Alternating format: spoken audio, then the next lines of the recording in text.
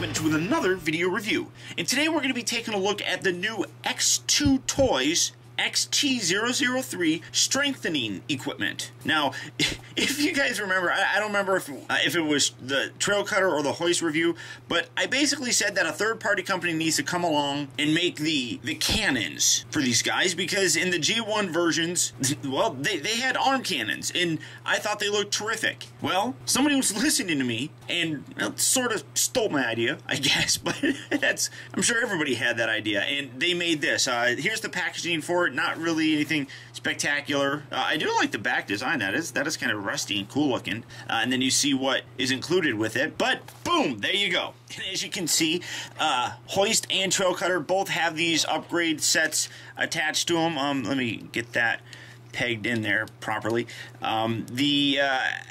It's kind of weird because looking at them with all these new bits on them really kind of it changes the look, I think, like dramatically, and I really do like that. It's a very impressive new look for it for both of these figures. Now, in addition to the sets, which I'll show you, it also does come with stickers. You can see it's kind of been folding up a little bit. I don't know if I'm going to use these. I've seen some pictures where they look pretty good in there. I might throw them on there, but I'm going to have to compare these to what Repro Labels is going to give us and determine what I think is going to look best on these figures. So I won't be showing these off in this video, but you do get that set of stickers, and you can see what it basically does. It adds a little bit more warning labels here on the side. You get tail lights because they have no tail lights on either of the figures, which I thought stunk, but you do get that option. And starting off first with Hoist here, you can see that he does have this section here that just pegs on, and showing you how to take it off. It really just pegs into the back section here. You don't have to remove this when you're transforming it or anything, which is a nice touch. I do really appreciate that you can actually leave it on there. One thing that I don't particularly like is this is loose. I mean, it swivels, which I guess is okay for a crane device, but well, here, let me try that again without looking derpy. I mean, it doesn't stay in. It doesn't lock in or anything, and that's kind of annoying, I guess, especially how you're able to use this as a backpack kind of thing and store the weapon. So that kind of bugs me, but it's not overly bad because, like I said, when you put it in here, and like I said, all you do is peg it in there just like so, and then straighten all this out, and then these there's a little notch on the inside, kind of right there, that folds over this little bit right there, so it doesn't lock down or anything, but it does stay there. I mean, that looks okay, I guess. I still think it's kind of weird that the hook for this guy would be off to the side, because why would a tow truck have it on the side? You can fold this up, put it there if you so desired, whatever you want to do. Like I said, this does not hamper the transformation at all. You can leave that completely attached to it, but because we have seen the transformation, I'm not going to go through that or anything. But this is the part right here that also pegs in, and here you have his fist cannon, and then that just slots down there along the side. So there you have the Hoist figure. Now, Trailcutter or Trailbreaker, he's Trailbreaker. I believe I said in the video that he really looks like one of those storm chaser trucks.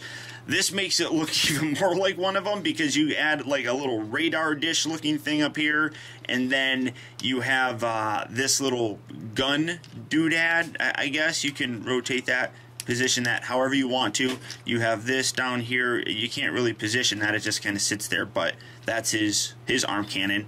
Not much is really dramatically done to Trailbreaker, unlike Hoist, but it does give him a much nicer, cleaner, and more classic look to it. So that's it for the vehicles, though. I really do like them. I think that it nicely recreates that classic G1 look in the updated classic version of the toy. So it really works, and I really dig it. Now, as I said, because we have seen the transformation, I'm going to go ahead and skip it, but if you do need help transforming them for any reason whatsoever, I'll put the link down in the video description to my original reviews of these guys so you can check them out. But speeding things along a little bit, we're going to go from these guys in their vehicle modes here. Here we have Trailcutter and Hoist in their robot mode. Now, when I said previously that you don't have to actually remove these to transform them, that's not 100% inaccurate. Trailcutter, you do have to remove his because, well, it pegs into kind of both of those little pegs right there. So you do have to take that one off. But Hoist, you don't actually have to take it off if you don't want to. It makes it probably a little bit easier because you do have to transform this a little bit more to get it to go on his back. But taking a look at Trailcutter first, what you need to do is remove this little extra gun bit as well as his hand. Then you come around here to this section, you take this and you actually peg that right inside there. It gives a little bit more room so that instead of having to peg it onto the whatever you want to call this, you can actually then still peg it in there. It gives a little bit more clearance. So just push that in there and you get that look, I guess. Again, it gives it a little bit more of that, well, more IDW look, but I like it. It works for me. And then the hand, you just take this, fold the actual hand in, then you come around here, peg this onto that side here, just kind of straighten that out like that, and then just peg that in. Here, what side should I put this on? I guess I'm going to put it on this side because it looks a little bit better, because if you put it on this side, you get the ugly underside of it. So fold that in, take that, peg that in there nice and tight, get that pushed in as far as you can, and here you have his arm cannon, basically, which I dig it. I like it. It's a cool look for it. It definitely gives a much more G1 feel to the character, because in G1 the combo of Hoist and Trailbreaker had those gun bits instead of hands, so I liked it. Now with this in Hoist, you're going to want to remove this because that's not going to stay on there very good in the first place. Go ahead and take this bit off. That just pegs in there, and then like I said, you don't actually have to remove this because that's the peg that it was pegged into, but you do. It's a little bit tough to get it in there. You almost have to not have them fully transformed right. You have to keep these on an angle a little bit to actually get this to fit in there. Just pop that in there, and then you have to straighten all this out, get that straightened out. Come on, pop that up, kind of get his chest looking right. It definitely could be implemented on him a little bit better. I really think it doesn't, like I said, seem to lock this down very well. Then you want to rotate this up and you're transforming this. Here we go. That's how you're going to want it. And then you get that pushed in there like so. And then straighten this. Come around here now. I guess you could really put this on either side, but again, you're going to have the hole there sticking up. But just take this, fold this out, bring this around, and then you peg it into the underside of his fist.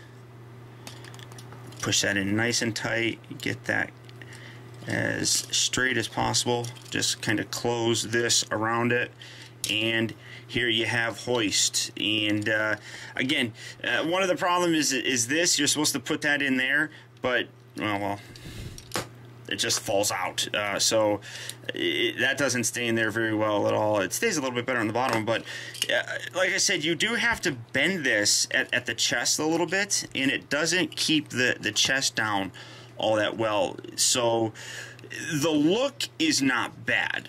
I like that look. It definitely gives a more G1 look again to it, but it disrupts the transformation here. They really should have made the peg a little bit longer, just so that you don't have to rotate this a little bit to actually get it to fit. But I do dig it. It is a very nice look to both of these figures. The problem that I have is that the set is $30. Yeah, $30. You really don't get much. You get two guns, you get a little tiny peg thing that lets you stick his backpack out a little bit more, and then this. And this is the extreme bit that you're getting. I really don't see this as being worth $30. The other thing that I'm noticing is the color is way off between the oranges here. I don't know how well that's coming across on the camera, but that's a much different color orange than the painted orange that we have here. I do like the way that it looks, but I really don't feel that this is worth $30. I definitely don't. So if you have the extra money kind of lying around and you really want to bring a little bit more of a G1 look to Hoist and Trailcutter, this is definitely a good way to go. But keep your eye on potential sales, because like I said, $30 is just it's too much for this set. You don't really get a lot, as I said, and it's sort of a disappointment in that respect. If you can get it cheaper than the $30, I would consider it. Or if you just have $30 lying around that you don't know what to do with. But beyond that, guys, and you can still have him hold this. You can actually take this. I didn't show this. You can actually put this underneath there. The instructions actually kind of show that as well. I don't know why you would want to do that, but if you are interested in picking this up, BBTS does carry it. So if you would like to get it, go ahead and click on a link down in the video description. You'll go to Big Bad Toy Store and you can pick this up and add it to your collection yourself. But it really is going to come down to personal preference on whether or not you guys think that spending $30 is okay for your budget to pick this set up. But beyond that, guys, that's about it. So once again, I want to thank you for tuning in. This has been optibotimus. Keep in touch with me. Find out recent purchases as well as all upcoming video reviews all at facebook.com/teambotimus, and follow me over on Twitter at twitter.com/optibotimus. And until next time, I'll talk to you later.